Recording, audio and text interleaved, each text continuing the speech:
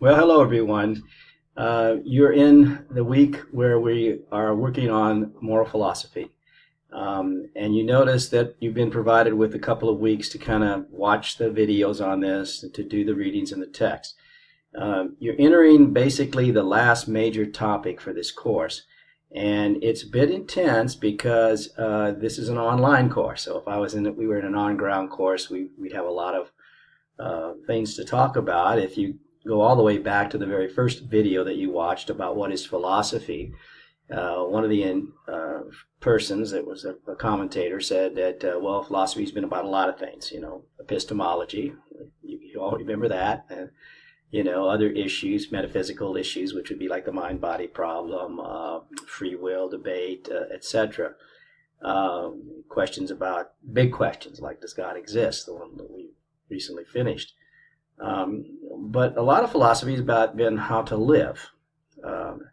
And of course, morality is, focused on that, the notion of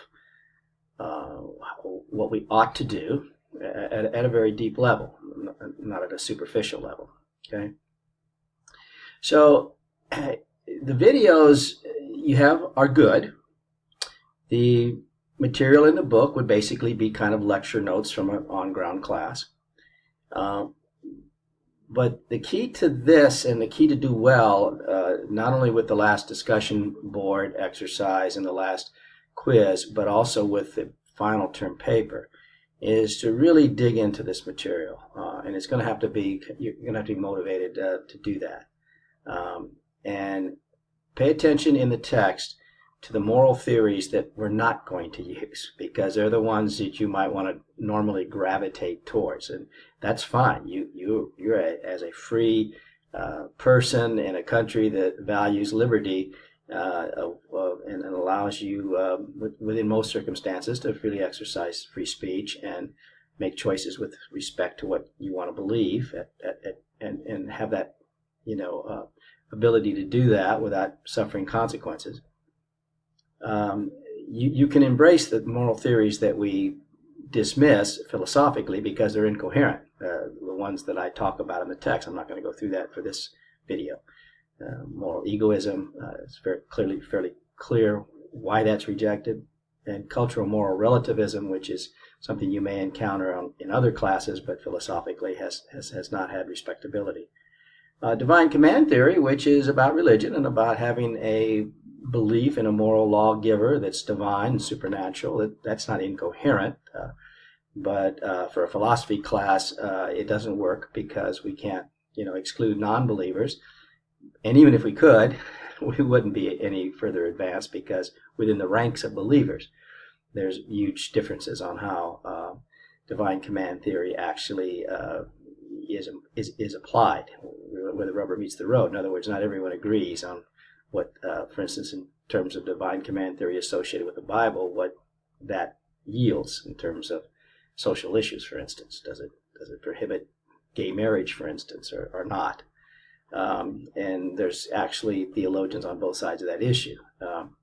So it's not something for this type of class. It could be something that would be you could study in a theological seminary or something like that. But this is a class in Western philosophy, basically. And so in terms of moral theories, there's basically three main moral theories that you would encounter no matter where you took this type of instruction. It has to do with the moral theory called utilitarianism, which you will be introduced into a video and within the text. And I cannot cover that in this short instructor video. But I wrote down a few of the elements, like the father of utilitarianism, which is Jeremy Bentham, who you may found a bit humorous, the way he tried to preserve himself after his death.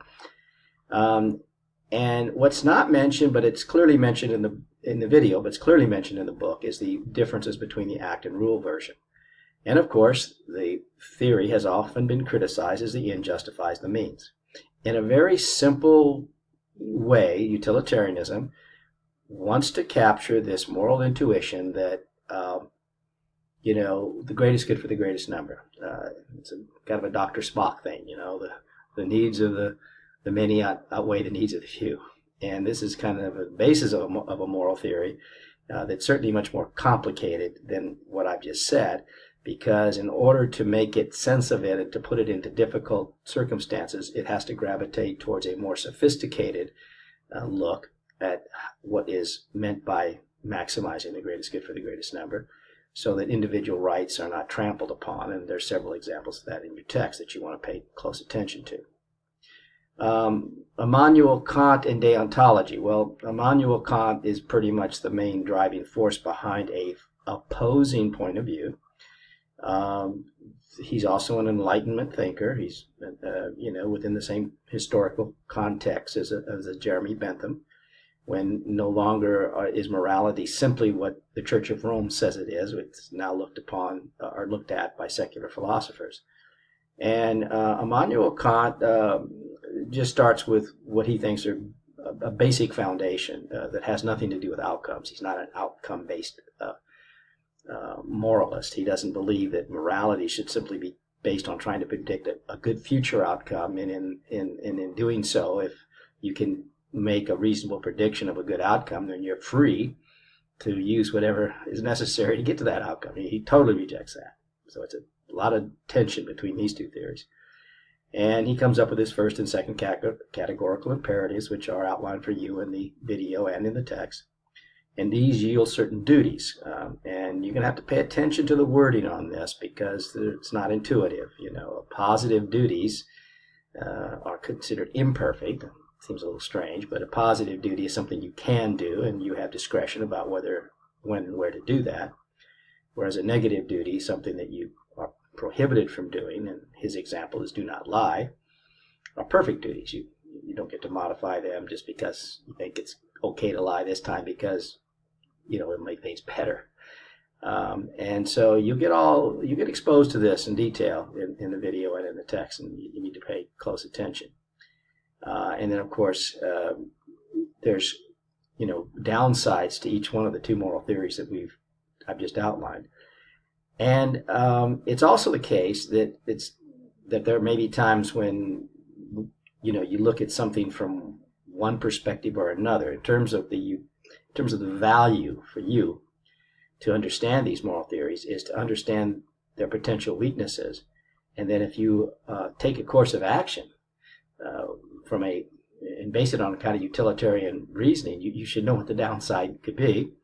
And if you decide to follow a duty in a certain type of situation, also understand what might be the breaking point for following a rule, irrespective of consequences. So that'll be your challenge, to try to pick your way through this and use the materials, of course, to try to get a good sense of the differences in these two main moral theories. Now there's a third one, and I'm going to bring the PowerPoint up, that will be on the table. And this is Aristotle's virtue ethics. Now, this goes all the way back, way before Kant, way before Jeremy Bentham, to Aristotle, who was a student of Plato. And his focus wasn't on trying to come up with some sort of calculus or some mathematical formula about the greatest good for the greatest number. And it wasn't about following certain moral duties that would, that you as the moral agent would be required or mandated to be morally decent to follow. It was about building character. It was about experiencing life in such a way that you would develop kind of a good moral common sense. And when you're faced with a moral dilemma, you would make the right decision, whatever that decision might be. It wouldn't be prescribed in advance. It would be situational. Very important concept in this theory that keeps it from being kind of collapsing, called the theory of the mean, where morality is not something that is extreme in either direction, that it follows a kind of, it's like there's a video that you'll watch, it illustrates this and it becomes, if you watch it like I have so many times, a bit annoying. It's about like piano playing. In other words, there's a piano playing throughout that video, and the idea is that if you could hit the right keys, but if you hit them too hard, you won't make the right sound. It'll be, it'll be accurate in the sense you're hitting the right keys, but it just won't be music.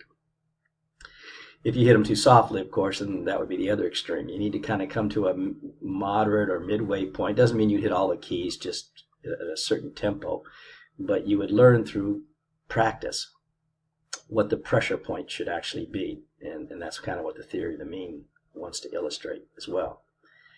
Once again, I'm just trying to sketch this in and paint it with real broad brush strokes. It's not a substitute in any way for you to dig into the videos and dig into your course text and reflect on this stuff, because this exercise will eventually require for you to select the moral theory of these three that you think you want to advocate. In other words, they're different. All three of these moral theories come up with a different way of making moral judgments and prescribing moral behaviors. And you as you go through it, you're going to see good points in each one of these, and maybe some objections in each one of these. But as part of our exercise, as part of your class, you need to decide, okay, this is the one that I'm the most comfortable with, or however you want to phrase that, the one that I think is the most coherent, the one that I think would work best if we followed it. And then for your final paper, you'll be advocating that. In other words, your thesis will be, I support whatever it is, fill in the blank, Aristotle's virtue ethics, Kant's deontology, utilitarianism as what should count as the basic moral foundation for our actions. And then defend that thesis. And in defending that thesis, obviously you have to consider the counter argument that your selection is not the best for whatever reasons. And along the way, you can also use what you believe are the negatives that are too powerful to ignore in the other moral theories that make your selection kind of the best choice. Now, you're not doing that paper this week or next week, or it's down the road, but this is going to be the subject matter, and the more that you get into this and understand it will put you in a better position to write a paper that will be your best effort and that will get you a good course grade. So, like I said, this is kind of winding down here. We're not going to get into any new topics. These are the topics. Get a good handle, do well on the quiz on this, on the discussion board that we'll have. That'll give you a chance to kind of identify which moral theory you intend to use and write some paragraphs on it. You'll see that as you scroll down into your course shell. And then there is, in the final weeks, some very specific guidelines for writing position papers. In other words, kind of a grading rubric. And then once again, I outlined the length of the paper and the parameters. So this video is just trying to give you a heads up on what's coming down.